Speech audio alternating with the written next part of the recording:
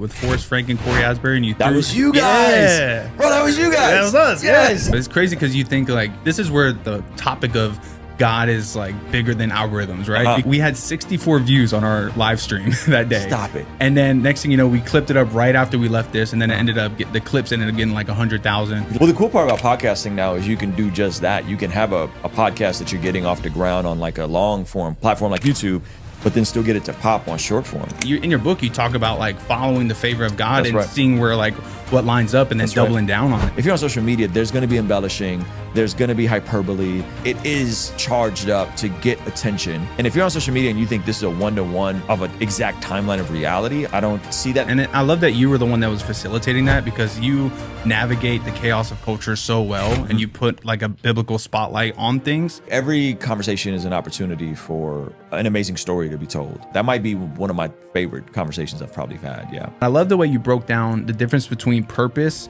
assignment, and calling. Our purpose, our capital P purpose, is to know God and make him known. Our assignment is seasonal. The calling is discovered through being faithful to what's in front of you.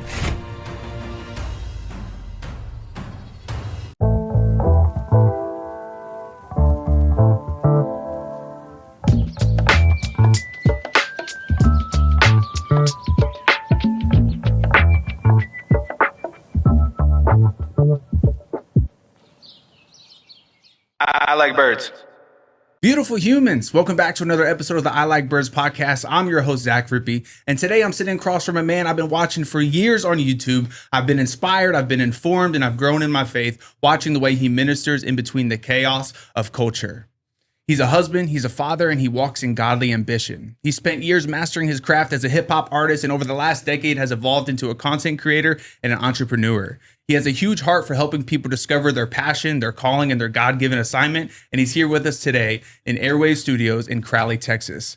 Ladies and gentlemen, let's welcome Ruslan to the I Like Birds podcast. Hey, man. Thanks for having me, Zach. Hey. Is Rippey your last name? It is. For real, your last name? Yeah, That's for fire, real. bro. Thanks for having me, man. Your studio is amazing. Shout out to Airwave Studios and the amazing team here. Yeah, y'all got a good thing going, bro. Thank you, bro. Yeah, I appreciate you guys clipping up our little video that we were talking about with Forrest Frank Cory Asbury. And that was you guys. Yeah. Bro, that was you guys. That was us. Yes. I was sitting there wondering, I didn't do that edit. Shout out to Chris Robertson. Okay, so cool. I just told him, hey, you got to make this thing saucy. Like, I need you to make it super saucy. And he tracked you guys down. Really? And got that clip. And so I did not know that. I was sitting there. I was like, who are these guys? And now I just put it all together. Yeah. So I didn't do that. Chris Robertson did that, but I thought it was a great intro. And I thought you guys added the right amount of like tension and conflict to that conversation. That's awesome. Well, thank you, bro. It's crazy because you think like for like this is where like the topic of God is like bigger than algorithms, right? Because on that full episode that me and my buddy Chandler, who's actually here tonight, we had 64 views on our live stream that day. Stop it. And then next thing you know, we clipped it up right after we left this, and then it ended up the clips ended up getting like 100,000. Let's go. And then it ended up being on your show, and it was just like the favor of God just kept coming. And it was just so funny because like the world would say like 64 views is trash, but then you see what God does to it. Of course. And you're like, wow. Well, the cool part about podcasting now is you can do just that. You can have a podcast that you're getting off the ground on like a long form, platform like YouTube, but then still get it to pop on short form and then drive people to your long form. Yeah, and it's so cool how that happens. And in your book, you talk about like following the favor of God and seeing where like what lines up and then doubling down on that. That's right. That's right. I was just voice noting somebody on the way here that was like, I got this thing. I'm not sure. I'm like, bro, like read the chapter on follow the favor. Yeah. Yeah. Okay. So you're going to drive the interview, but I got questions. So did you guys really think that whole thing was fake?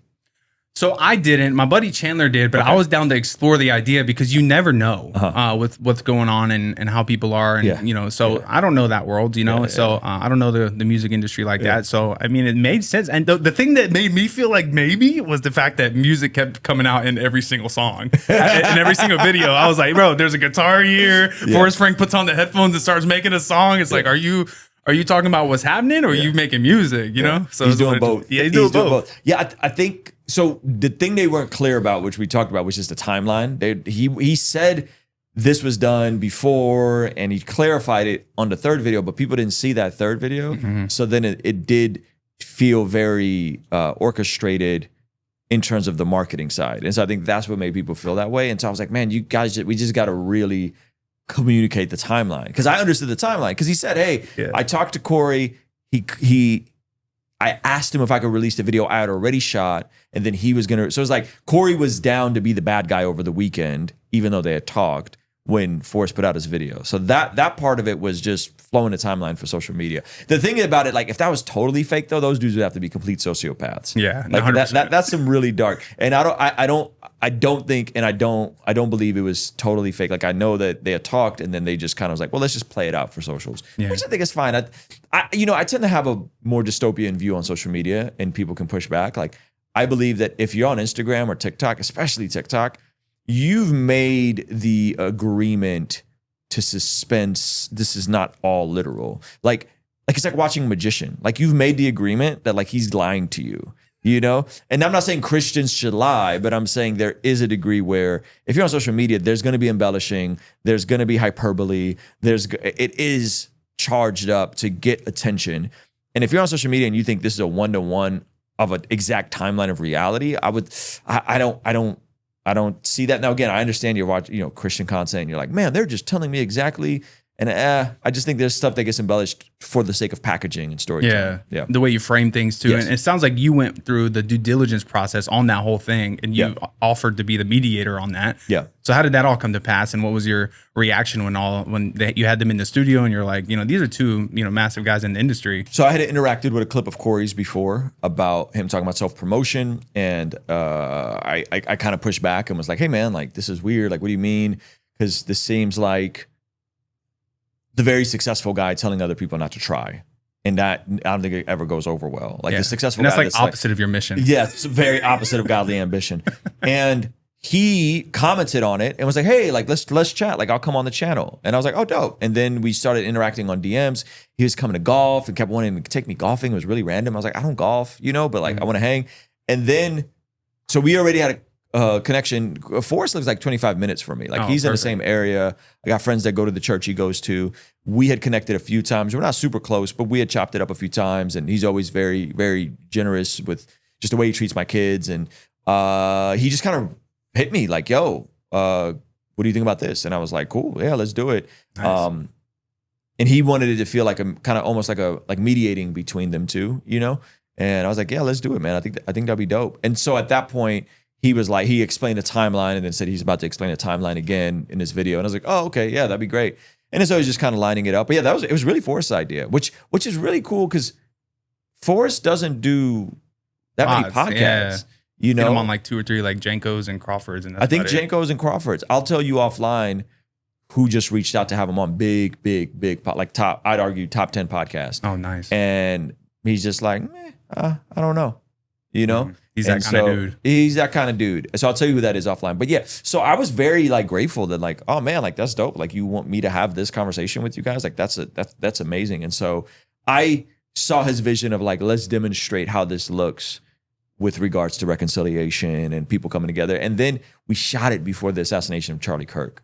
We shot it the day my book came out, and then Charlie Kirk got assassinated the day after. So it kind of got buried. We had to hit pause on everything because we were like, man, we could put this out Friday, and then like we just kept praying and thinking about it. We're like, yeah, we're not putting this out, dude. We gotta let it breathe a bit because it was so. It was just dark. It's like out of touch a little bit when you release something like that. Out. Yeah, it would have been really bad. And but it coming out when it did come out still felt poetic because we're talking about reconciliation coming together despite our differences. And so I felt the timing of it was perfect. Like even though it was shot before, the timing of it still felt good in terms of a message I think people need, which is like, hey, like we could disagree on stuff, but like we don't have to be disagreeable and angry at each other. Yeah, absolutely. And I love that you were the one that was facilitating that because you navigate the chaos of culture so well and you put like a biblical spotlight on things. You have that mindset of like hold the newspaper in one hand and the Bible in the other, and you minister through that. Yep. So did you feel like that was like a needle moving moment for you, or as far as like type of collaboration that was, or are you past that now because you've already collaborated with so many greats in the game? No, every conversation is an opportunity for an amazing story to be told. And that was a difficult conversation for me because you got two different guys that are both juggernauts in their field. I could have just sat and talked to Forrest for 3 hours, right? Because I'm just so curious about his origin story. I could have talked to Cory for hours, right? I'm very curious. So for me, it was like I gotta catch everybody up on who these guys are, how we got here, and then get to the juicy part and try to condense that within a 90-minute conversation. So for me, I think it was a challenge, but I really like how that conversation came out. That might be one of my favorite conversations I've probably had. Yeah, that's awesome. Well, thanks for letting us be a small part of it. Yeah, that was a huge win, thanks for giving us some content on that, bro. Shout out to your guy who was your buddy that was. So me and him were across. He's sitting right there. Oh, is this gentleman right here? That's Chandler. Yeah, let's go. So it was so cool because. So you still think it was? Do you still think it was fake? Fake. I thought there was embellishment. Yes. Okay, that's fair. That's fair. Yeah. Yeah. No, I had people calling me saying the song was done and this is all orchestrated. Like artists, you guys probably would know. Yeah, like they were doubling down on that. Yeah. Narrative. And I was like, I don't think they're sociopaths. So you had to have them. You're like, I just don't think that they're that far gone where they're like intentionally doing that. But again, I think when you're on social media, like and again, I'm not trying to just wave it off. Like if you're on social media, assume that not everything is literal and wooden. Like there's embellishing that happens all the time. When Nick D and Connor are doing a skit, it's a skit. You know what I mean? Like they're not literally at a tire shop rapping about whatever they're rapping about. Like it's a skit. Like it's intended to be embellished. You know what I mean? Yo, my son and how old's your son? 10. Okay, yeah. My son is 12 and he loves Connor Price. Oh yeah. And Nick D. Have you guys heard Connor's new album? Yeah, it's so good. So good. My goodness, bro. It was like we're waiting up for that one. You know what I mean? So yeah. I just was DMing with Connor because he had Big Sean on the album, but the YouTube version didn't have Big Sean. And me and my son listened to it like 3 times. So I'm like, why is Big Sean not on the album? And he explained to me that he had to get the version in earlier to certain platforms, and he's going on tour in Europe. So props to Connor. I'm so grateful that our kids have amazing, wholesome, clean music. Yeah, man. I was discipled by DMX and Tupac. Bro. Eminem. I was Eminem. Eminem came a little after Eminem, DMX, like that whole era. So I'm so grateful that we just have great, wholesome music. Yeah, man. It's such a blessing, especially because like my son, like I'm sure your son too, they know all the words. They know all, so it's like when they're rapping. Have you guys been to a concert yet? My son went to the Connor Price concert in Atlanta last year. Yeah. So that was huge for him. It was his favorite concert ever, and he geeked up about it. So the coolest part about all those guys, and I'm not just saying this to just like hype them up, but having met them and know them a little bit, and again, I'm not trying to act like I'm best buddies with those guys, but all of those dudes are like the sweetest, most humble, down to earth dudes that they're not trying to be divas and rock stars, and they're just like normal dudes. Yeah, you and know? they get it. They understand like what's important, and it seems like very much so. Even Connor seems to be like walking towards faith in a more so. I heard on his album, it seemed like he's really seeking God more, which is awesome because I heard the collaboration he did with Maverick City, and it sounded like he was kind of unsure about it at the point. Well, Nick D's been planting those seeds with Connor for years. Wow, so Nick's a solid dude, and I've known Nick since 2019. And so Nick has been doing a good job, and Graham as well. So Graham, 100 Graham, they've been sharing with Connor for a while, and it's just dope to see what God's doing in the grand scheme of it all, of hip hop. Like hip hop is just dope because there's so many amazing, clean, wholesome versions out there. Yeah, and that's where you started off in that industry, and then you got saved. And then you started making music for Jesus, and you I read in your book, it said it took you 10 years to see a return on that seed that you sowed into music. Yeah, technically a little longer than that, man. I was making secular music through my sophomore year. I was in a rap group called The Titans. And I remember starting to go to church, and we had a song called Shake That ASS Girl. And shake that girl, shake that girl, like, and it was just vulgar and bad. And I remember like people were like, "Aren't you going to church now? Like, why are you still rapping like this?" Makes sense. And I was like, "Well," like I was just trying to nuance it to death. And the subsequent, so this is like I've already read Josh McDowell, The New Evidence That Demands a Verdict. Like I understand Jesus is who he says he is, but I'm still making worldly music. And then the subsequent year, I finally surrendered my life to the Lord. After going through like just a year of battle rapping and just being just a complete knucklehead. Battle rapping, yeah, bro. I had a battery in my back where we would freestyle rap. This is right before 8 Mile came out. So 8 Mile came out like 2004. This is like 2002, 2003. And I was also a scumbag where I would like write diss songs about friends or acquaintances that weren't rappers. And it would be like, it was bad. You bro. had to get material from somewhere, right? I had to get material from somewhere. And long story short, I come to Faith, and my senior exhibition, we'd have to do this project.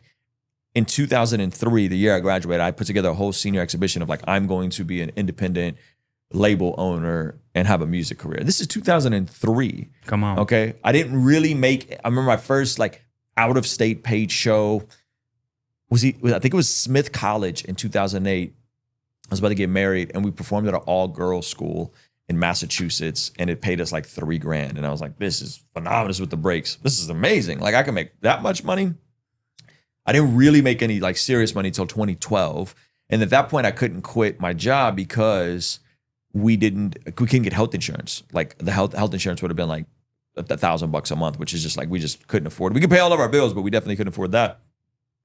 And then an opportunity came to work on my church from 2013 to 2015. And then I finally quit my job in 2015. And that was like the Dream Junkies era that I was a part of from 2015 to 2016. And then John Keith, Paul Russell, and and then YouTube took off in 2020. That's so good. So I was talking to my friend Nate here in the parking lot. He was like, Nate? Man, he loves, he used to listen to Dream Junkies. He said in the car. So. Hey, Nate, man, listen. The 10-year anniversary of Good Religion is coming up, and I'm what you call a peacemaker, and it probably isn't going to happen, but I would love to see an anniversary type beat, but it's probably not going to happen. Yeah, it's probably not going to. The Bless God Summit is on the 10-year anniversary. Of so you could do a whole performance. Yeah, bro. I don't think it's happening though. It ain't me. I'm good. I'm good with everybody. It's not me. It's not me. I probably said too much already, but yeah, man, that's a special project, that Good Religion. Have you ever listened to it? No, so I actually haven't. You should go back and listen to it. Okay. You would like it. Like if you like what Connor and Nick are doing now, you would really like that project. Okay, awesome. Yeah, I'll definitely do that, man. And I know that your hands are in so much baskets. I wrote down that you're the king of pivots. That's one way to put it. And I love to talk to you about that because I think there's so much value that you give in your book about people being open to trying new things and going where God leads them. And you don't have to be the best at everything, but you can be the top 25% at a few things. Yep. So unpack that for me, man, because I grew up in a place where I literally told my mom that I was like upset. I was like, I'm upset because I don't have just one thing I'm good at. I have like a bunch of things that I'm good at, and I can't figure out like what that one thing is. Fast forward, me as an adult entrepreneur now, I'm a podcaster, I'm an author, I'm a writer, I'm a speaker, I'm a podcast coach. Like I'm wearing all these different hats, and people even call me like a Renaissance man in that. But your book kind of like gave me a little bit of that nudge that like that's okay. Yeah, and I really appreciated that. Yeah. So you're talking about the chapter on talent stacking. Yeah. The idea of talent stacking was coined by someone named Scott Adams. So I want to make sure I give him his props. And yeah, the simple idea is like oftentimes you're told that like the pathway to success is to be the best. You got to be the best. And the reality is that is to be 0.5% in something is very difficult. It's competitive.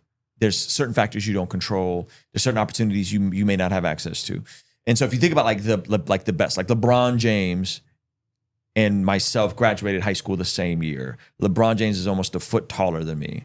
Our birthdays are a day apart. I'm New Year's Eve. I think he's December 30th, right? And LeBron James, just as a basketball player, and I remember hearing about LeBron James my senior year of high school. He has genetic attributes that I don't have. He had access to certain coaches. He had a school that,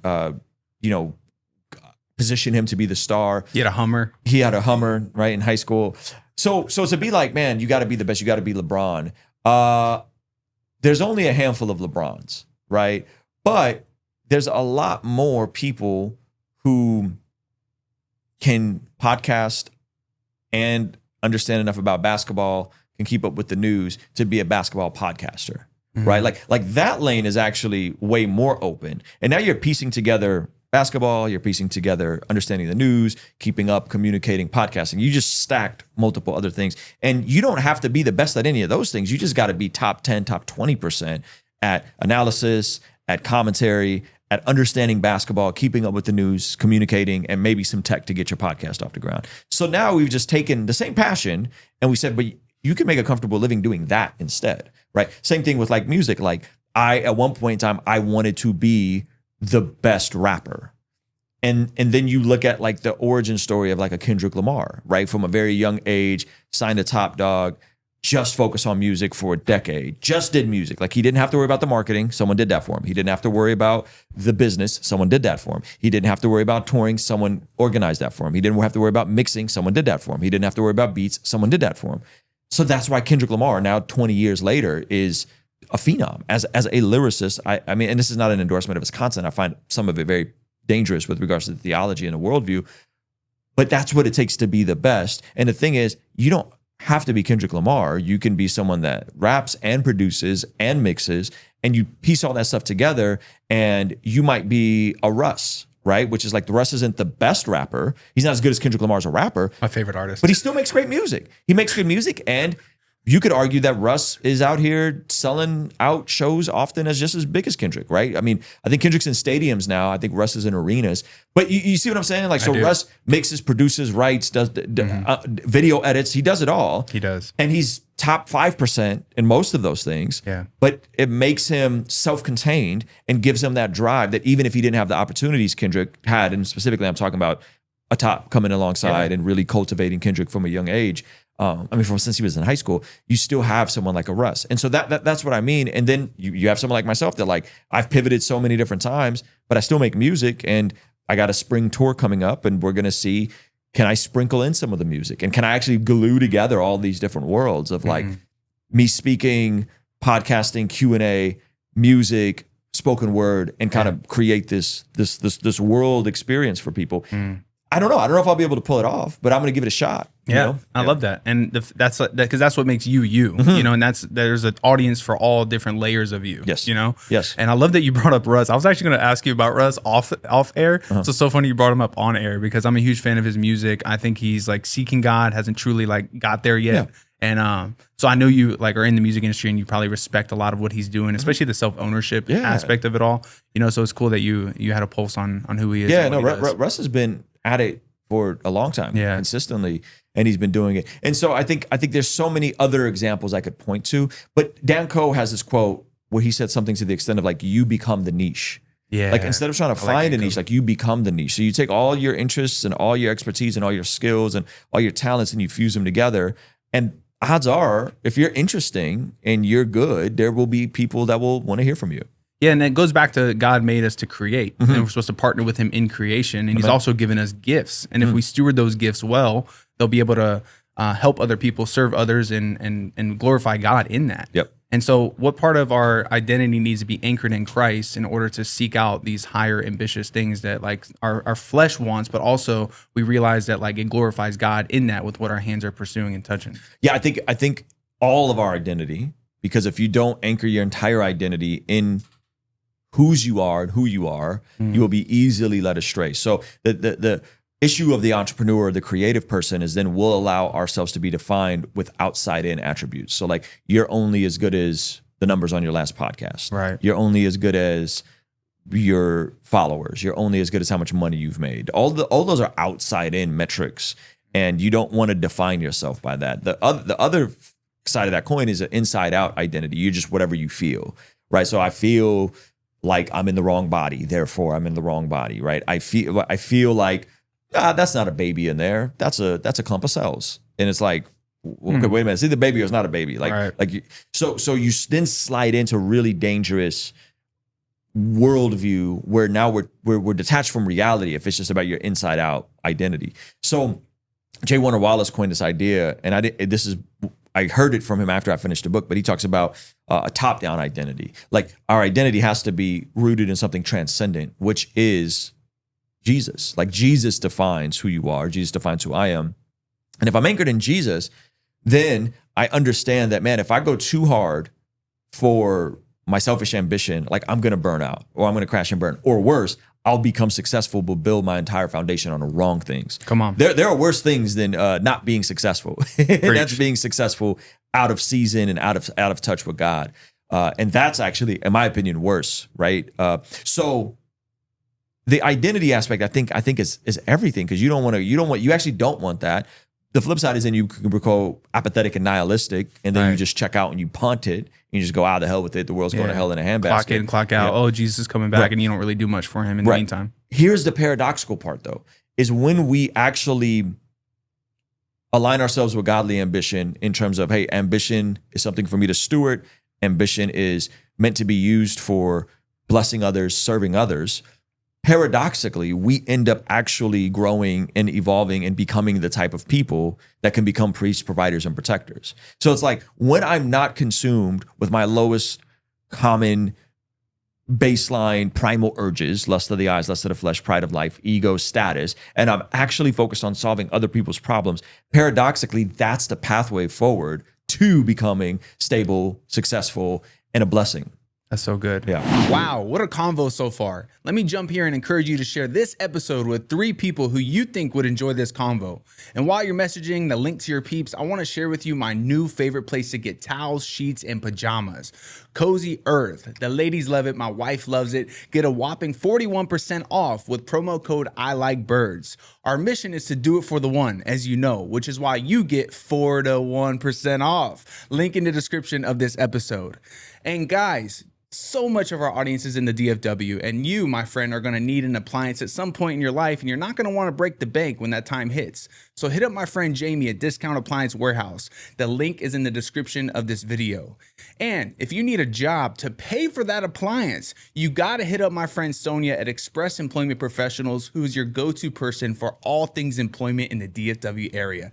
Link in the description of this video. Now, let's get back to this impactful conversation. I love that, man. And then that kind of like leads me to ask you about first of all, the opening of this book, the first 2 chapters was very convicting for some reason, because it revealed kind of things that you don't really think about often, you know, when it comes to pursuing dreams and pursuing what, you know, God's given you assignment to do. And a lot of times we go off into our own paths a lot of times.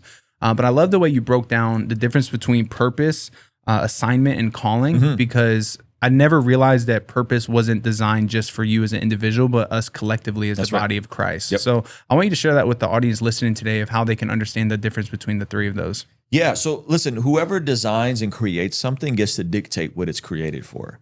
So this was built as a podcast studio. Okay. This is not a recording rap studio. Now, can we record rap songs in here? Yeah, I'm sure there's a technical way we can install Pro Tools, but that's not what this is designed for. If this was designed to be a recording studio for rapping, it would be designed different, right? So the person that designs something gets to decide what it's designed for. Our purpose, our capital P purpose, is to know God and make him known. That's every single follower of Jesus. Your purpose is to know God and make him known. Jesus gives us the Great Commission, right? Obey God, everything he said, and go out and make disciples of all the nations. It's throughout Ecclesiastes. It's throughout Romans. It's everywhere, right? All things are for his glory, through him, and for him. So that's our capital P purpose. Now I can take the pressure off myself and say, I don't even discover my purpose. I know my purpose, to know God and make him known in all things. Our assignment is seasonal. So there are going to be seasons where you're in school. There are going to be seasons when you need to put your head down and grind hard. There are going to be seasons where you need to slow down and be more present. Those things change. So our assignment is seasonal. And so my wife is 33 weeks pregnant. We're about to have a baby. Oh, nice, man. Yeah. Congrats. So our season is about to change. Yeah, for sure. I got to slow down. She's going to not be able to do as much stuff with kids in the homeschool. So we're about to enter a different season, ushering in a new life. That's good, right? And so I think the world would lie to you and say, whatever you're doing right now, that's all you're worth. And they'll attach your purpose to your money and what you do for money. And that's not your purpose. And your assignment will change. Very much so. When you have a newborn, it's a very different season than when you're an empty nester. Very different season, right? When you're in college and you got to go to school and work a job and be active in church. Oh, that's a different season than when you're, hey, I just got my first full-time job and I'm making, good money and I'm like excited. Different seasons, right? Now your calling is discovered. So the calling is the process of the discovery through being faithful to the assignment in front of you. So people think that, and I got this from John Acuff, people think that like you can suck at your day job and you can suck at being a student and then all of a sudden you can just turn the grind on for your dream. That's not how it works, right? How you do anything is how you do everything. If you suck at being a student and you suck at your job and you suck at serving at church and you suck as a husband and you suck as a father and you're just mediocre at everything, you're not just going to hit the switch and be like, oh, now I'm going to lock in and be a popping YouTuber. Like usually when you meet people that are successful, they're successful in other areas, right? So that's the part that the calling is discovered through being faithful to what's in front of you. And every single one of us has stuff that's right in front of us that we're supposed to be faithful to. And the calling is discovered through that faithfulness and through trying different things. And then I break it down to the two buckets. One bucket is, hey, I'm going to sow to reap for the present assignment that I'm in. So I got responsibilities. I'm a husband, I'm a father, so I'm going to sow to reap. I'm going to work to eat. I'm going to work to eat for what's in front of me right now. So I got to show up. I got to make sure the bills are paid. I got to maybe work a day job, a Joe job, whatever. TaskRabbit, Uber Eats, name it. I got to work to eat right now. But at the same time, I need to be sowing to reap for the next season. That's right. Right? So what is that next venture you want to do? So for me, like, man, I still show up and make YouTube videos every day. I still have podcasts all the time. That is what pays the bill. The book and the podcast tour is for the next season. I'm not making a ton of money off of book sales, right? I got an advance and that was great, but all of this is for the next season. So I'm doing it in real time of like, hey, I show up, by the grace of God, my day job is YouTube. So I show up, I'm on, and I'm doing the things, and then I'm sowing to reap for the next season. Everyone has to do that. No matter what season of life you're in, you always got to balance those things. Why do you think people are hesitant to start sowing? I feel there's always like this hesitation of people to go after the things that they actually feel like God is calling them to do. I have conversations. I just started podcast coaching a few months back, and a lot of things I hear from my people that are talking to me about this is that they feel like they have a calling from God to do a podcast, but then there's just like this like a lot of bottlenecks, a lot of things that are holding them back. Why do you think there's this tension to where people don't feel like they can put their foot forward in order to go after the things that God has called them to do? I think the primary reason, I'm going to give you three reasons. I think the first reason is analysis of paralysis. They don't know what they want to do. They're in their head, cognitive dissonance. Is it for me or is it for God? And it's going to be for me, but I want to make some money from this, but I want to glorify God and I don't know. So they're just in their head, right? They're the overthinker. Yeah. So that, I would say that's primary, like what you believe about yourself, what you believe about God, what you believe about the world. Craig Rochelle said, will determine how you behave. Yeah. So if you believe that I think God wants me to like provide for my family, but like, I think he might want me to be poor. It's like, well, those things are incongruent. Which one is it? Because the scriptures say he who does not provide for the needs of his family, specifically his immediate family, is worse than a non-believer and is denied the faith. So either that's black and white. That's in there. So if you're in your head all day, you're dead in the water because you're just up here, right? And I'd say that's the base level. Like most people don't start because it's cognitive dissonance, right? Like they're afraid of success. They're afraid of solving problems. I tell the story of a guy that comes up to me and he's a visual artist, but he doesn't want to go after it because he's afraid he's going to be too successful. I don't want to get too jacked, right? It's like, bro, like there's a chasm of a difference between where you are now and getting too successful. There's a chasm of a difference between like, hey, I'm just trying to get myself to the gym and like I'm so jacked that like I'm a sex icon and the women are throwing themselves at me. How about we just get you to base level, right? Like how about we just get you to like, hey, let's just get you within a healthy BMI and build some muscle. Hey, how about we just get you to pay for all the bills that come to your house? So like every bill that has your address on it, you're responsible for. You're not on a family plan with your parents. You're not living on your mom's couch or you're living with your grandma, right? So like the baseline, I think that people just need permission to say, no, it's actually okay for me to like provide for myself despite all the poison in the world. So I think one is the analysis of paralysis, the head games, that I don't know what I want to do. I think the second reason is I don't think people commit to doing something long enough. That's right. To see the results. So if you're going to the gym, man, if you lock in on nutrition, proper lifting, and consistency, you can see the needle move fairly quickly. A month in, you could lose about 10 pounds of fat and put on some muscle when you really hitting everything right. 6 months in, man, you can look like a whole nother human. A year in, you can look like a superhero, okay? The issue is people don't understand that time horizon, nor do they understand that they probably need a coach to take them in and say, hey, bro, your squat looks terrible. Like, let's get your squat right. Your bench press, your arms are flared. You're gonna hurt your shoulders, right? You need a coach to walk you through the process. People don't like to submit to someone, right? And so they don't understand how long it's gonna take. And then to compress the time, they don't want to submit to someone teaching them and helping them throughout the process, right? So that would be the second person. The second person is like, hey, I know I want to do this thing, but I tried for a week and it didn't work. Like I went to the gym for a month and it didn't work. I was like, well, how was your eating? Did you lift with a progressive overload? So that's the second type of person. They don't understand that it's going to take time, and they don't know they don't want to listen to anybody. And then I would say the third person is the person that maybe they started going, maybe they went for 6 months, but they didn't break it down into the proper non-negotiables. So to do YouTube, to do fitness, to do nutrition, you gotta have those non-negotiables, and you gotta do them long enough. Right. So it's similar to point 2, but like, what are the actual inputs to grow a YouTube channel? There's inputs, and you might have to do those for 6 months, a year, 2 years. I uploaded a clip every single day in 2019. That grew me from 5,000 subscribers in 2018 to 15,000 subscribers. Okay. A clip every single day. The unlock though was in 2020, when I went to people who didn't know anything about YouTube, and I said, I think I'm gonna start live streaming, clipping up my topics, and dropping multiple clips a day. And they're like, that's stupid, that's too much, you're gonna oversaturate, just no. And just so happened when everything got locked down, and frequency was exactly the name of the game, right? Uh-huh. So the daily non-negotiable of, I'm going live on YouTube, and there's going to be 3 or 4 videos that come out, no matter what, with thumbnails and titles. That was the daily non-negotiable. I did that for 3 or 4 months, and my AdSense increased like 12x, 15x. And now I can take and hire on Zach, right? So what are those daily non-negotiables? They don't know what those are. But you need those. And so like the more you break your days down into non-negotiables, your weeks downs, your months, the more you can do the inputs. But to a certain degree, God has to breathe on something. Like God has to breathe on the thing.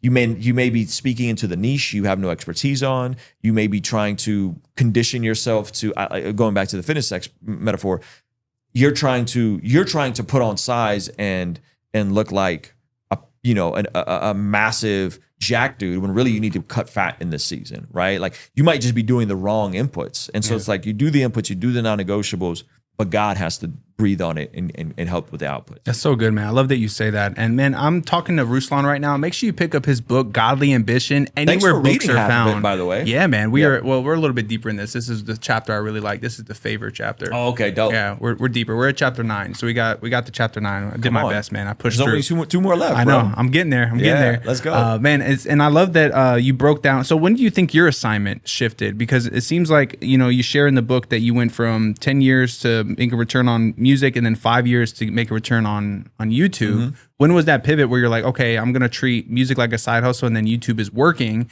and then not only is it working, but I'm going to double down on what the audience is telling me they like, which is the culture content with the biblical lens through it. Yeah, I mean, honestly, like when I saw the AdSense, like I was like, oh, like this is when my YouTube income replaced my music income, and then it was like, oh, this is great. And it was in the middle of the pandemic. I couldn't do shows. I still had passive revenue coming in from royalties and publishing and sync licenses. But yeah, the moment I saw, oh, this outpaced it, and I could do this without having to travel and do tours and shows. Yeah, this is definitely the move. So yeah, that was the end of 2020 when I saw my AdSense hit a number I had just never seen it hit before. I was like, oh, all right. And then I took that money and I brought on Zach immediately, and I said, let me reinvest some of this right away to get help. That's so good. Yeah. I love that. Do you ever feel like, because you're in a different line. I saw you've been doing some Candace Owens content. You're doing that the Rapture guy, that the false prophet. You're all over the board. So where do you have to have a lot of opinions about stuff that's happening, but in a Christ-centered way. So where'd you get that confidence to be able to speak into all these various different things? Because you're not just talking, hip hop or pop culture or even Christian podcasting space. You're kind of all over the map now, which is awesome because you reach a way wider audience with that. Yeah, I think confidence is a byproduct of competence. I think you become competent in a topic, or you become competent in expertise, you're going to be more confident in it, right? Like if you guys were like, hey, let's go hoop right now, I wouldn't be very confident. I haven't hooped in a couple years. So I'm not very competent at it, right? But all right, let's change our plans. Yeah. But I think it's a byproduct of that. And so, but if you guys were to be like, hey, let's make some protein shakes. Like I'm fairly competent, and I can make you guys a mean protein shake. You know what I mean? Get some peanut butter involved, get some stevia, low calorie, the right protein. I can make a mean protein shake. Why? Because I make protein shakes all the time. I'm confident that I can make a protein shake that you will like, even if you don't normally drink protein shakes, right? Why? Because I do it over and over. So with regards to content, I've been paying attention to politics since high school. Like I remember having a teacher. I had two teachers. I had one teacher, his name was Mr. Hidalgo. He was like a center-left Democrat, and I had another teacher who was my world history teacher, and he was like a Republican. And then I had Tambo, who was my Tamborino, who was a real estate guy, was successful in real estate, was also our English teacher and also the football coach. And so I heard three different perspectives, and I always was fascinated by the different ways people viewed the role of state and government and what are rights and all these things. So I've always kept up. I've been fairly consistent in keeping up. My political views have been all over the spectrum. But the older I've gotten, the more conservative I've gotten. And the more conservative I've gotten, the more I've gotten to this point of like, hey, like there's no one coming to rescue you. Yeah. Like Jesus came, lived the life you couldn't live, died the death you should have died on the cross in your place for your sins. He's created a pathway. He saved you and justified you. But no one's coming to fix your problems. The government's not coming. The state's not coming. No party is coming. Trump's not coming. No one's coming to fix your problems. So with regards to the latest kind of conversations lately, is what I'm starting to see is the same victim mentality that slid into the left, which then sparked the critical theorist, Marxist, BLMs movement, right? Where we're like, yeah, like we're burning stuff down because we're angry. Like, you understand you're hurting more black businesses, right? Like that mindset is now creeping in on the right. Except it's not the system and the government, it's the Jews. Foreign affairs. And the foreign affairs and Israel and the blacks and the immigrants. They're taking all the jobs. And that's why I can't get ahead. So what am I going to do? I'm going to sit around and watch Nick Fuentes and Candace Owens and Tucker Carlson all day. And I'm just going to listen to them stream and play video games. And it's like, dude, that's a recipe for disaster. And it's all over the right in terms of this woke right that I'm seeing, right? It's the exact same thing. It's like the horseshoe theory, where like they both hate Israel. Right. like they both see themselves as victims. They both think someone is going to come and save them. Now there's cancel culture. Right? So unless you have their exact views on Israel, you're a shill. Yeah. And I mean, dude, I'm not even that pro-Israel. Like I've had multiple conversations of like, yo, they did this and this was wrong. The day October 7th happened, I said, oh, this is not going to be good because Israel's heavy-handed when it comes to Palestine. And I got torched by Christians saying that the day it happened. So I'm not even like this super pro-Israel guy. I'm more pro-Israel than I am pro-Hamas or pro-whatever they're trying to do. But every time I say anything remotely critical of that position, it's, hey, did Israel pay you to say this? Hey, did they send you a check? I saw your video where you're like, I did not receive compensation. I have never received the dime. I've been to one trip to Israel, and I was the guy on the trip challenging their narrative. Like, why do you guys keep having settlers in these Palestinian neighborhoods? What are you guys doing? Like, I was literally the one. You could ask my pastor. You could ask Mike Signorelli. I was the one guy pushing back. So this idea that I'm like this Zionist shill because I'm critical of Candace Owens, Nick Fuentes' views, which I call Israel derangement syndrome, right? Like instead of being mad at the IDF, you should be mad at the IDS, which is your Israel derangement system. You're cooked, bro. Everything is the Zionist. Everything is Israel. So I'm seeing that on the right, and I'm going, oh, like these dudes are going to have a hard time adjusting to reality, right? Do you think there's a lot of deception versus validity to it? Like, where are you at? Have you seen any validity to their arguments, or is it straight up just like? I think there's a validity to all kinds of things. I think the validity of like, hey, this IDF mission, they were sloppy. This IDF mission, I had my buddy Emmanuel Roro who served in the IDF. His brother's currently in IDF. Why did they go in there and accidentally kill their own prisoners that escaped? There was some hostages that escaped, Israeli hostages, waving white flags, and the IDF shot them. Like, what are they doing? Like, they're either really incompetent because a lot of these kids, they're kids. They're like 20, 21 years old with machine guns, right? Or they're just reckless. And if that's how they're treating their own hostages, how could they be treating the Palestinians? So yes, I think there's validity to it. Is there validity to this shadowy cabal of Zionists who, pull on the strings of the world? Like the blackmail side. Yeah. Like George Soros and Dennis Prager couldn't be farther apart on any issue, and they're both Jewish. Jewish people are a monolith. So I think what happens is there's this hasty generalization fallacy where you take too small of a sample size and then you spread it out and you say, see, these people are trying to destroy the world, and it's like, no, there's leftist crazy folks that are Jewish. There's folks on the far right and the ultra orthodox that are Jewish. all of the extreme views have issues with them. But generally, Benjamin Netanyahu is not popular in Israel. That's like people are just speaking on stuff they don't know. Like Israel was on the verge of like civil unrest prior to October 7th. He was not a popular candidate. So like you're mad about this dude. Like they don't really like that dude. Like their own government doesn't like that dude. So that's what I mean. Is like, but the line in the sand for me is, does Israel have a right to exist? And if you can't say yes emphatically to that, then I have some serious issues with your worldview, because they're there, they're not going anywhere, right? And it's not just America first. I think it's America first and our strategic allies in parts of the world. Now, again, we can point to a myriad of cases and be like, that was wrong. But you know what was also really wrong? A lot of the stuff that Americans did in Iraq, a lot of the stuff that we did in Afghanistan was also really wrong. We just didn't have social media back then, right? We went to everything. Yeah, we went to Iraq because they had weapons of mass destruction, and they didn't. Like they just flat out didn't. For 20 years, we looked for them. For 20 years, we looked for these. Yeah. So I think now it's like you're holding Israel to a standard that you cannot hold any other modern military to within modern history ever. Well said. Yeah, and so yeah, man, like it's going to be messy, but Hamas isn't complicit in this. Hamas isn't using human shields. Hamas isn't putting stuff in hospitals. Hamas isn't stealing the aid that's going into Gaza and then trying to sell it back to the poor Palestinians. Like really, like so that's what I mean is like, man, like, you know, not to oversimplify it, but this was said on Joe Rogan. Like if Hamas were to put down their guns right now, what would happen? There would be peace in the land. If Israel were to put down their guns right now, what would happen? A genocide on Jewish people. Like that's what would happen. And so that's to me where it comes down. Now again, is there validity? Can we find one thing that says yes? It's a very complicated, yeah, of course, very messy situation. So anyway, so why am I speaking on that? Well, because I've been there, and I push back, and I'm not a Zionist shill. But I will say I'm 51%. Well, probably more than 51% of like, yeah, like I think Israel has a right to defend themselves. I think radical Islam is substantially more dangerous to Western civilization and Christianity than Zionism. And I think like our focus isn't towards what it should be. It's friendly fire. We're wounding our own. And Israel's way more ideological, and they're a secular state, and abortion is legal, and gay stuff is legal, and they're not Christian or Jewish in my opinion either. But they're more aligned with where we are. Whereas like, bro, the number one boy's name in Britain last year was Muhammad.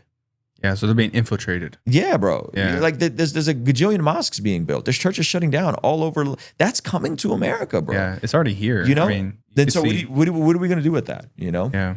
I mean, I love that you speak into all those things because, you know, obviously there's the sticky side of it where you're like, yo, what's going on with Justin Bieber right now? Like, what does Ruslan think about Justin Bieber? Yeah. But then you have like that side of it where you're like, yo, Candace Owens is getting a lot of attention about this narrative about the Charlie Kirk assassination. And it's been nice to be able to like hear, you know, your thoughts on it and be able to like speak some truth in it and like help us kind of stay, you know, not drinking the Kool-Aid essentially. Yeah. And listen, at the end of the day, like let's just say I conceded every single conspiracy and every single thought Nick Fuentes and Candace Owens and the woke right. So let's just for the sake of this conversation, let's say I grant everything. Just like, let's just say I granted every single talking point from the left about systemic racism and about the patriarchy and filling like, just say I grant. At the end of the day, no one's coming to save you. At the end of the day, you're not overthrowing any government. At the end of the day, you are in control of what you're in control of. And it's healthy for all of us to take agency and responsibility for what we can, radical accountability for the things that we can control, and say, let me lean into this and control what I can control, my daily non-negotiables. Incremental investments lead to monumental advancements. I'm going to control what I can control. I can't control what's happening in Israel. I can't control what's happening with the systems of America, right? You can't control any of that. So that's what I'm saying. Like, even if I were to grant any single point, the solutions would still be the same. But the thing is, when you're a content creator, I've seen the dark side of this. You want people watching. You want people watching longer. Here's the issue. The longer they watch, the less they get after what God's calling them to do, right? The average person consumes 7 hours in America, 7 hours of media passively. I'm not talking education. I'm not talking work. I'm talking on their phones between Netflix, YouTube, TikTok, and Instagram. 7 hours a day. That's 50 hours a week. Who is that benefiting? That's benefiting the hyper creatives. That's benefiting guys like me. That's benefiting guys like Candace Owens. Girls like Candace Owens, Nick Fuentes. They're printing money over there, right? Yeah. So it's not in their best interest to tell you, hey man, like you actually need to put your phone down and pick up a book and get in your Bible and get into church. Like, and I'm not even telling people stop being on social media. I'm saying cut it in half. I bet we go from 50 hours a week to 20 hours a week. And allocate that other 4 hours to pursue your dreams. What would happen if you did that? And not just pursue your dreams. How about keep track of what you're eating? How about keep track of your budget? How about get out of debt? How about go to the gym? How about go outside and touch grass? Yeah. You know what I mean? That's well said. Do you ever feel like because you are talking about all these prolific people and whatnot, have you ever seen any of that smoke come back onto you as far as like, because you're rubbing shoulders with a lot of guys that are highly influential. And do they ever see your videos and like, you know, have beef with you essentially? No. Any person that I've spoken about publicly, I've asked to speak to privately. So whether that's a celebrity pastor, I don't really speak about celebrity pastors much, but whether that's a celebrity pastor, Carl Lenz, Stephen Furtick. Again, I haven't talked about Furtick in years, but I've always asked to speak to them privately. I've always reached out first. Candace, Owens, Nick Fuentes. I've been asking Nick Fuentes to debate me since 2022. Wow. Before he was popping. I've been asking to have a conversation with Candace Owens since like 2021. Wow. Right? So every single person no, because it doesn't make sense, right? Because they want to maintain frame, and why would they put themselves in a situation where their ideas can be stress tested when it's way more entertaining to just scream and gish gallop on Pierce Morgan? Yeah, wow. So you think you got the confidence to go into a debate with these folks that you mentioned? I mean, I debated Destiny on No Jumper. I didn't see that. You know, I debated Rollo Tomasi on Valuetainment Money. You know, and I'm not saying like I'm this master debator. But you're willing to get in the ring. I'm willing to get in the ring, and I hold my own. And if you give me time to prep, I'm decent at retaining information. I can read. I can cognitively process these things. So yeah, I mean, I'm down to have a conversation with any of them. It doesn't serve them. Why would Candace Owens sit down with little old me? Like, it doesn't make sense to position her in a situation where her ideas can be stress tested. Wow, that's real. Thank you so much for watching this show. I just got to say, all the support lately has just been life-changing. So thank you so much for watching, engaging, sharing the show, and all you do to support I Like Birds Ministry. If you'd like to support us further financially and just really sow a seed into what we're doing for the kingdom, please go to ilikebirdsministry.com and press the give button. It goes straight to us. It helps us with our studio time, helps us with editing costs and everything that the Lord has called us to do in this season. And if you want to be a walking billboard for this ministry, you can get a hat right now at ilikebirdsministry.com. They're new, they're fresh, and it really just creates a conversation with you to share your love for Jesus as well as your love for this show. So I truly appreciate it. And also, guys, I haven't even got to share much about this with you, but here it is. Look. 21 Days in Africa, the reprint, the relaunch, the new book is out now, right now on Amazon. If you want it, you can get it in 2 days, a copy in your hand, about the mission trip that I went on to Uganda, where we ministered to the orphans and the widows. And we just really did it for the one out there. It's a funny book. It's a lighthearted book. You're going to laugh. You're going to cry. You're going to feel things. So please check out the book. We even got trip photos in there, forward by Pastor Troy Brewer. And you can even get a signed copy right now at ilikebirdsministry.com. I'll write a little note in it. I'll write you a little letter. I'll send you a little surprise that my son made for everybody that buys this book exclusively on our website. So go to ilikebirdsministry.com, get a shirt, get a hat, get a book, sow a seed, do what you can to support, and we really appreciate it. Now, let's get back to the episode.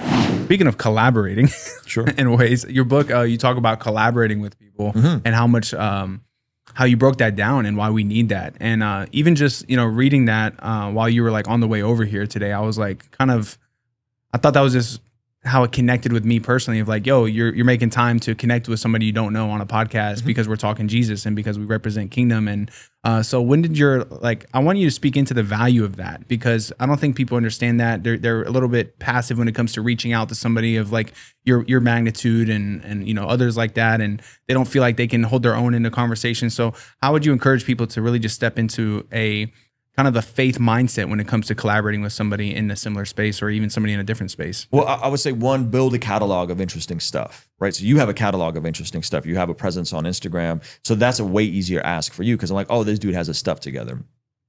Two, try to figure out what that person wants and can you do it? So like what I want people right now is to read the book, Godly Ambition. So people reaching out like, hey, I've read the book. I want to talk about this, and this. Like, I'll make time for that, right?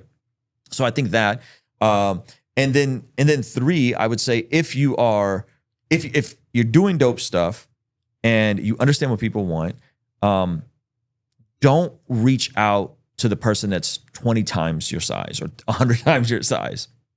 They're busy. Reach out to the person that's 5 times your size, 10 times your size, right? And in a perfect world, this stuff wouldn't really matter, right? But the reality is time is finite. People are moving around. They got a lot going on. And so that's how I would look at it, is like, man, if you're just getting off the ground, coming on my channel is not going to serve you. It's just not. Right? What's going to serve you is to have me on your channel, do a killer interview, and then I ask you, hey, bro, you think I can chop up some of this from my channel?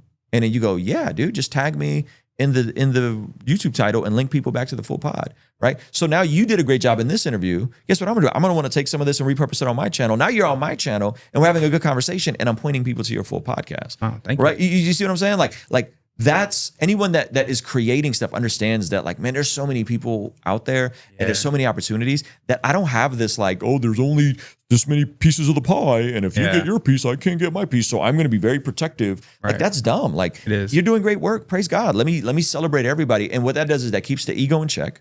It eliminates the selfish ambition in that toxic competition.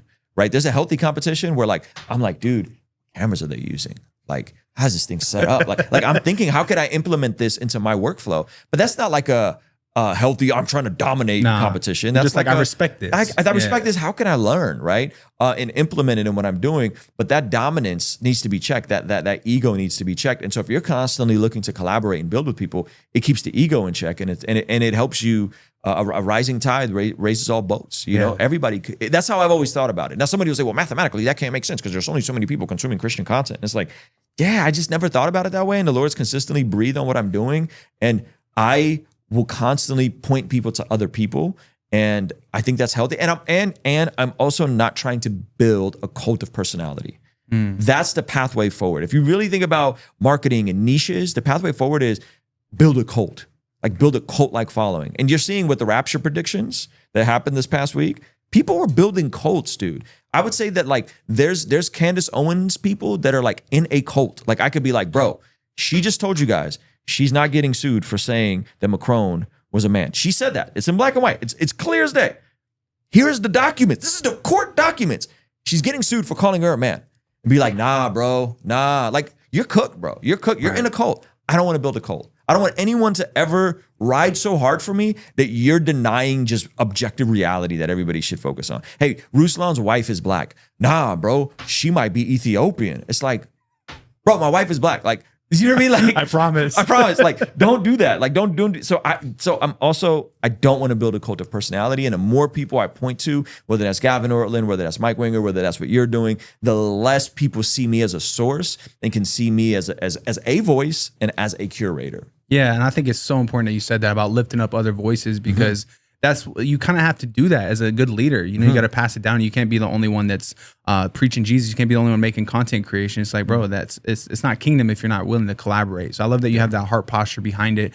And you also mentioned about celebrating other people's wins, you know, and I love that because it's so true. It's like, don't just you know, expect somebody at a higher level to just do all these things for you and change your life. It's like, how can you bring value to their life? How can you sow into what they're doing? Because you even said that there's people that are in a higher place that still need that encouragement from people in a similar space, or just people in general, because there's so many other things that they have going on. So yeah, I mean, good. Listen, one of the most flattering things you can do to a creator is to pay them a genuine compliment about their work, if you understand the intricacies of their work. Yeah. Right. So like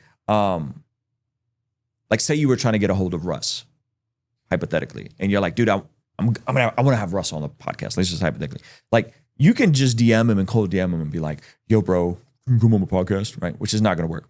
But if you really thought through one of his lines that moved you, and you caught a triple entendre that only like rap nerds can catch. Yeah. And then you messaged him and said, bro, this line, you said blah, blah, blah, blah, blah, blah, blah, blah, blah. Did you mean this in this way? And is this a triple entendre? Right? Like, that kind of DM will get someone's attention, even if they're a gajillion times bigger than you. And then that doesn't mean you go in for the ask right away. That just means, hey, his DMs are now open and he's now seeing the conversation. And now you have access to him. Right. And oftentimes it just starts that way. Like, it just starts with just having a conversation with somebody and having access and just genuinely paying them a sincere compliment, because you understand rap and you understand what he's doing, and you probably can go deeper on his lyrics than the normie fan. Like, that's a great way. I'm saying it's not always going to work, but I'm saying that's a great way to get somebody's attention. It's a great example of like how you can stand out from the crowd of people that are DMing.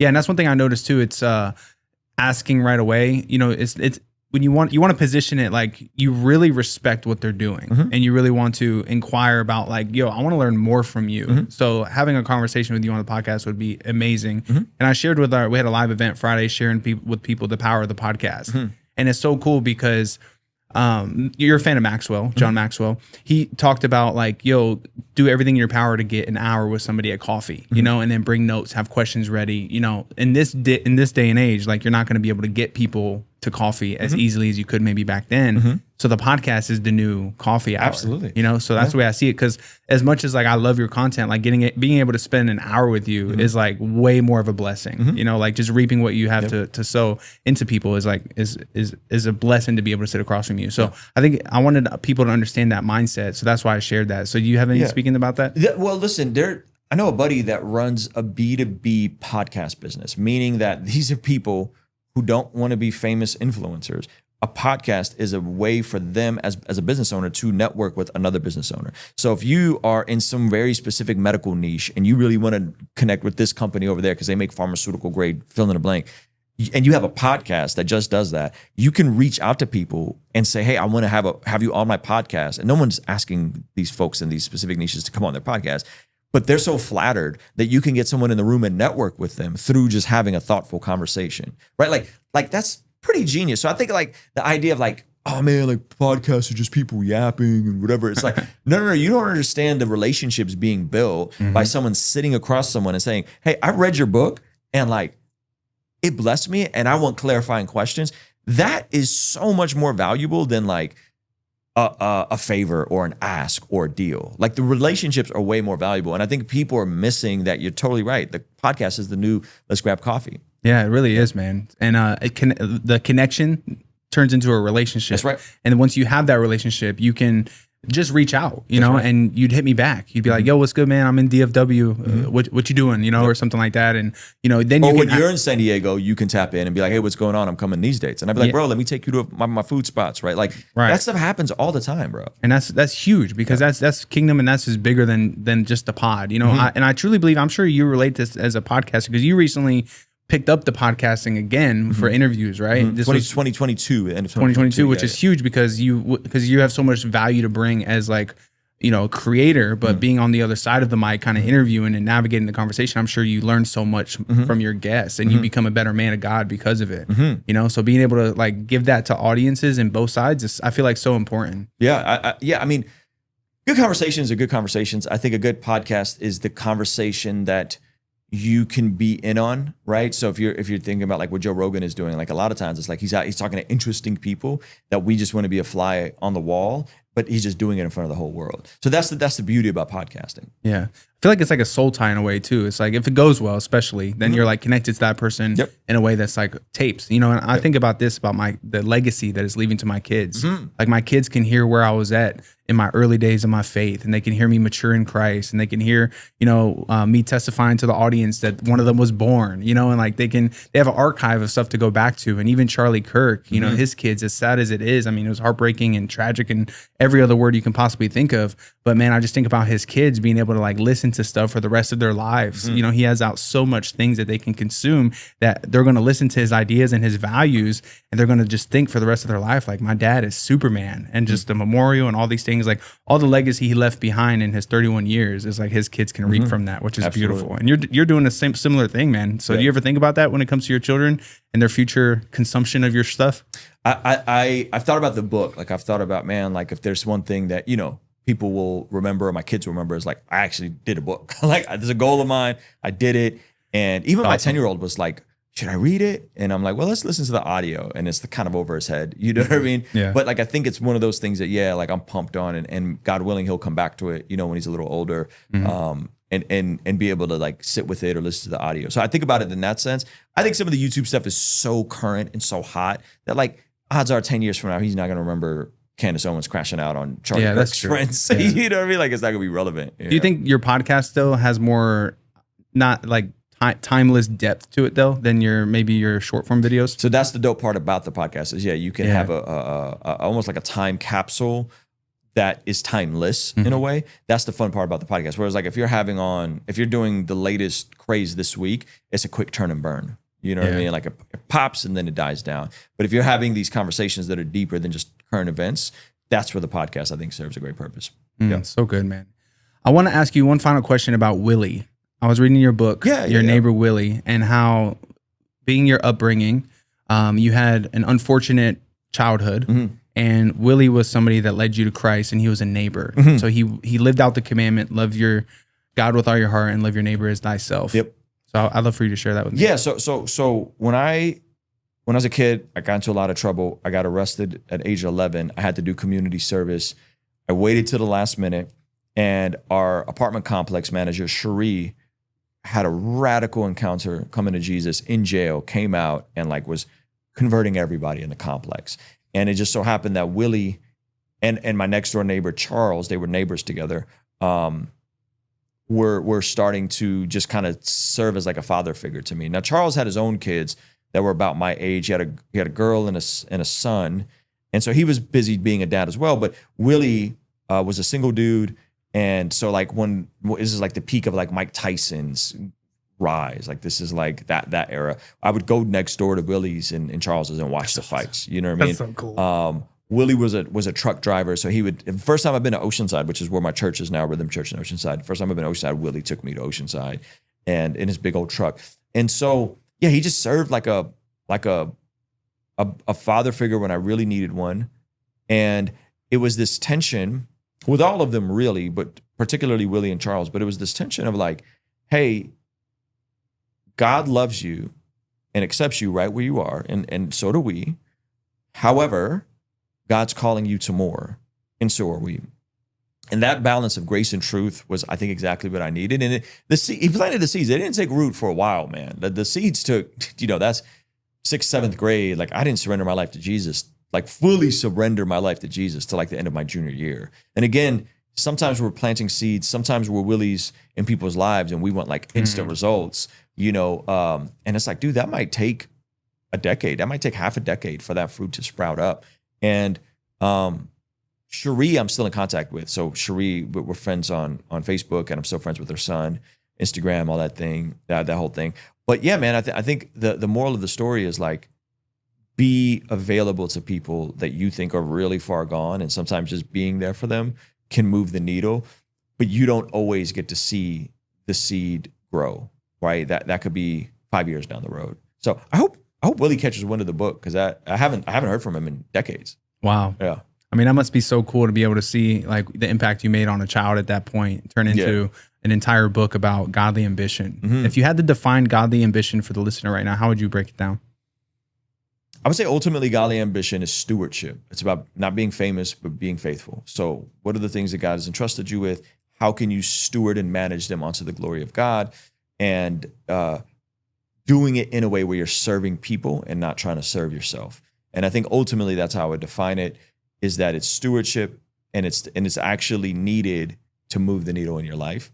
And that when you have a grounding and a framework for it, you can get out of your head, and you can get out of the cognitive dissonance and the wrestling on if I should, I shouldn't, should I, can I, what if I, or it's just God in this, is God not in this. And you just say, okay, let me do this with a way to serve God and serve people. And then the chips will fall where they land. So good, man. Well, Ruslan, I appreciate you being here today, man. Zach, thank you so much, man. Yeah, I wish you the best with you and your wife's new child on the way. That's going to be awesome, as well as your speaking tour coming up. Yep. That's going to be great. In the spring, yeah. I'll be back in Dallas March 22nd, Sunday, March 22nd. So maybe we can give you the link, and you can sign up for the waiting list. Yeah, that'd be awesome, man. I would love that. And for everybody watching right now, make sure you get a copy of Godly Ambition anywhere you get books, Amazon, Barnes & Noble, Target, Walmart. It's everywhere right now. It's doing really well. So go pick it up and support Ruslan. You're going to take some gems. It's going to help you with your own dreams, your own visions, and your own purpose that God has put on your heart. Make sure you go pick it up right now. And for everybody watching, if this is your first time here, make sure you subscribe, like the channel, and hopefully you check out some more interviews. And make sure you check out Ruslan's YouTube if you haven't yet. Awesome content we already talked about today. And I look forward to seeing you guys on the next one. Don't forget, I like the Bible and I like words. So therefore, I like birds. See you guys. I like birds.